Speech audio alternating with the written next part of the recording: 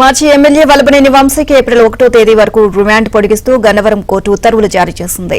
Peachy వారెంట్పై మాజీ MLA వంశీని గన్నవరం కోర్టులో పోలీసులు హాజరుపరిచారు. దీనిపై విచారణ చేపట్టిన కోర్టు వంశీకి ఏప్రిల్ 1 వరకు రిమాండ్ పొడిగించింది. దీంతో వంశీని గన్నవరం కోర్టు నుంచి విజయవాడ సబ్ జైలుకు తరలించారు పోలీసులు. మరోవైపు వంశీని చూసేందుకు ఆయన సతీమణి పంకజశ్రీ కోర్టు వద్దకు వచ్చారు.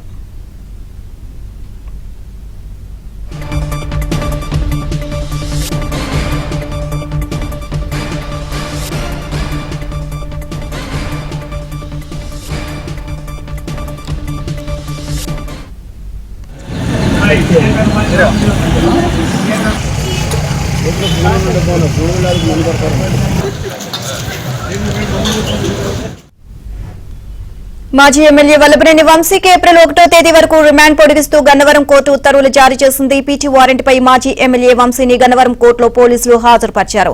దీనిపై విచారణ చేపట్టిన కోర్టు వంశీకి ఏప్రిల్ 1 వరకు రిమాండ్ పొడిగించింది. దీంతో వంశీని గన్నవరం కోర్టు నుంచి విజయవాడ సబ్ జైలుకు తరలించారు పోలీసులు.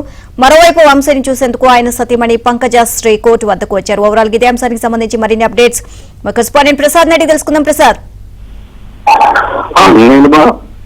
వైసీపీ నేత మాజీ ఎమ్మెల్యే వల్లభనేని వంశీని ఇప్పటికే విజయవాడలోని జిల్లా జైల్లో రిమాండ్ లో ఉన్నారు. చట్టవర్తన బెదిరించి బయటెట్టిన కేసులో ఆయన విచారణను ఎదుర్కొంటున్నారు. దీనికి సంబంధించి బెయిల్ పిటిషన్ దగ్గర విజయవాడ కోర్టులో వాదనలు జరుగుతూ ఉన్నాయి. అయితే ఈ నేపథ్యంలో అనుమానం అంశంలో ఒక భూ ఆక్రమణకు సంబంధించి వల్లభనేని వంశీపై పోలీసులు కేసు నమోదు చేశారు. ఆ కేసులో పీటీ వారిపై కొద్దిసేపటి క్రితం జిల్లా జైలు నుంచి అధికారులు అనుమానించిన పోలీసులు గన్నవరం కోర్టులో హాజరుపరిచారు.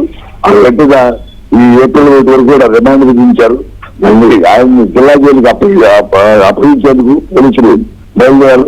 ప్రధానంగా ఇటువైపు భూ ఆక్రమణ కేసులో నమోదు కాగా మరోవైపు గన్నవరంలో తెలుగుదేశం పార్టీ కార్యాలయంపై దాడికి సంబంధించి ఆ ఫిర్యాదు సత్యవంతులు కిడ్నాప్ బెదిరించిన వైనంపై కూడా కేసు నమోదైంది. దానికి సంబంధించి ఇప్పటికే 4 రోజుల పైగా ఆయన జిల్లా జైల్లో రిమాండ్ ఖైదీగా ఉన్నారు. విచారణ కూడా ఎదుర్కొంటున్నారు. ఇటీవల బెయిల్ పిటిషన్ దగ్గర 2 రకాల వాదనలు కూడా విధించడం జరిగింది. ప్రధానంగా వంశీకి బెయిలిస్తే విదేశాలకు పారిపోయే అవకాశం ఉంది. అలాగే ఇప్పటికే సాక్ష్యాలు తారుమారు చేసేందుకు అత్యవంతులను బెదిరించిన పరిణామాల నేపథ్యంలో అతనికి బెయిల్ మంజూరు చేయడంతో కూడా వాదనలు వినిపించారు. ఈ నెల 20వ తారీఖు మరోసారి వాదనలు ఉన్న తర్వాత దానిపై తీర్పు వెలువరించే అవకాశం ఉంది. ఇక ఈ రోజు అనుమానించే భూ ఆక్రమణ కేసులో గత వైసీపీ అధికారంలో ఎమ్మెల్యేలు కొనసాగారు. ఆ సమయంలో అక్కడ బలవంతంగా బెదిరించి భూ ఆక్రమణ పాల్పడాలనే అభియోగాలు ఉన్నాయి. దానికి సంబంధించి అప్పట్లోనే కేసు పెట్టినప్పటికీ కూడా ఆ వైసీపీ అధికారుల నేపథ్యంలో పోలీసులు ఆ కేసును ఎఫ్ఐఆర్ నమోదు చేయదు.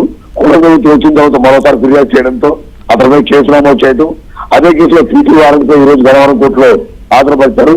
ఈ కేసుకు సంబంధించి కూడా కస్టడీ కోరే అవకాశం ఉందని కూడా చెబుతున్నారు. నీలిమ. Thank you Prasad.